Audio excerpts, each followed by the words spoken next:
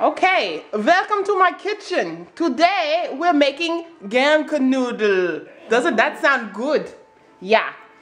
So what Germknoedel is, it's a German treat that is traditional in German-speaking families, and it's a steamed dough that you top with a cream, and it is yummy. So let's just go ahead and get started. I have my 2 helpers here in the kitchen. Please, Dylan, not so close. And my son Dylan is videotaping it for the first time. Hopefully this is not a mistake. Say hi, Dylan, as you are. Okay, so first what we're gonna do is we have everything measured out. 3 3/4 cups of flour. And we have 1 cup of warm milk. We have our yeast, our egg, our butter, our sugar, our lemon zest, our salt, and our vanilla extract. Now, one important thing about using yeast is that you need to have everything warm, because yeast is not happy in a cold environment. Yeast is happy in a warm environment. So everything is warm. So let's get started. The first thing we do is we take our flour and we're going to pour our flour into the bowl.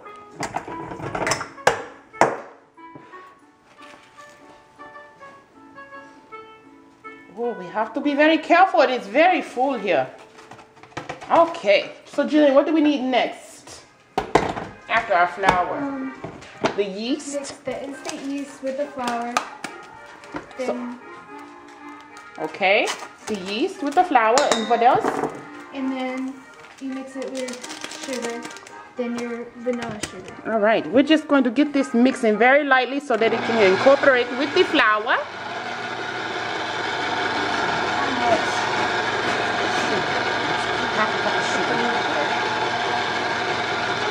Okay, and to that mixture, I have a 1/2 cup of sugar going in.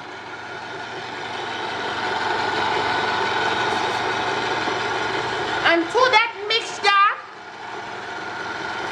I have a teaspoon of lemon zest going in. We want to get all of that zesty lemon in the bowl.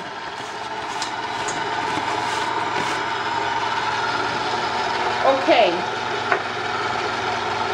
And so, we also need to add our salt. As you remember, we have our salt and our flour and our yeast and everything in here. Now we're going again. And Jillian, what do I do next? Mix. The sugar's Add in. the salt and the butter. Add the soft butter. All right, the butter is warm. Remember what I said at the beginning of the video, yeast likes warm. What does it say now? And then your egg and milk. Okay, let's add the milk here, warm milk. Wunderbar. So the final touch is add the egg, Kaylee, and while you're adding the egg, I'm gonna add our vanilla extract.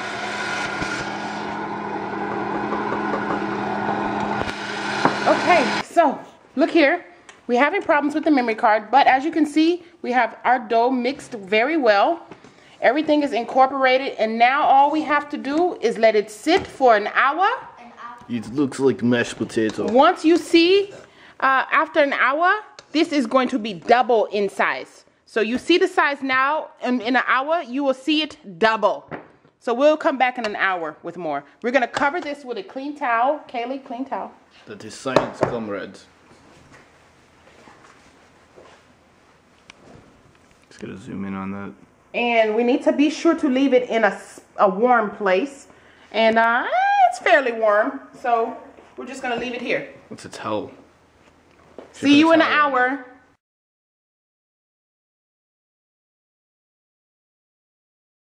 You can see here the dough has rose. These are the ones that I've already started working on, and I have my filling in them, and I have them rolled out and dusted with flour. The preservative that I'm filling it with is made of apricot and peaches, also with a little nutmeg, cinnamon, brown sugar. And I let it reduce and then blended it up to get this puree. Traditionally, in Germany, they use prunes or plums, a plum preservative. But I don't like that, so this is what I'm using. Let me show you how to get it rolled. What you do is you want to have it flattened out. Now, right now, my dough is a little warm. I'm gonna dust it with the flour so that it will stop sticking to my hand. I think actually my hand is probably what's warm. You're gonna flatten it, but not too thin because you don't want the filling to burst through. So this is about right. I'm going to form a small bowl. And then inside this bowl, I'm going to put my filling. As such. And that's just about enough. I'm going to seal it. And you want to make sure you get a good seal, because if you don't and you go to steam it, you just have a big mess on your hands. So we're going to seal this up nice and neatly. Twist it at the end once we have it closed so that we can make sure nothing comes out. I'm going to dust it with a little more flour here. I got a little preservative on my fingers. And once I have that done, I just roll it around to make sure it's nice and tight. Nothing's going to come out of that one. Perfect. See?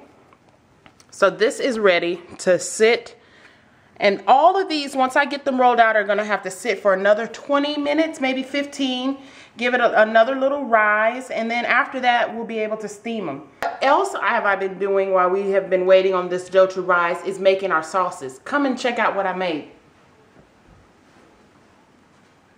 Oh, let me show you guys. I don't have a steamer, so I have made my little own contraption here, and this is how I'm going to steam my dumplings. I put a little salt in the water to get it a good steam. I sprayed my rack with non-stick spray. I'm going to crank this fire up when it's time to go to high and place my dumplings under this dome, and it's going to steam nicely. With this sauce, I use cream, milk, and sugar, nutmeg and cinnamon, and butter. And this is going to be the topping. It's nice and warm.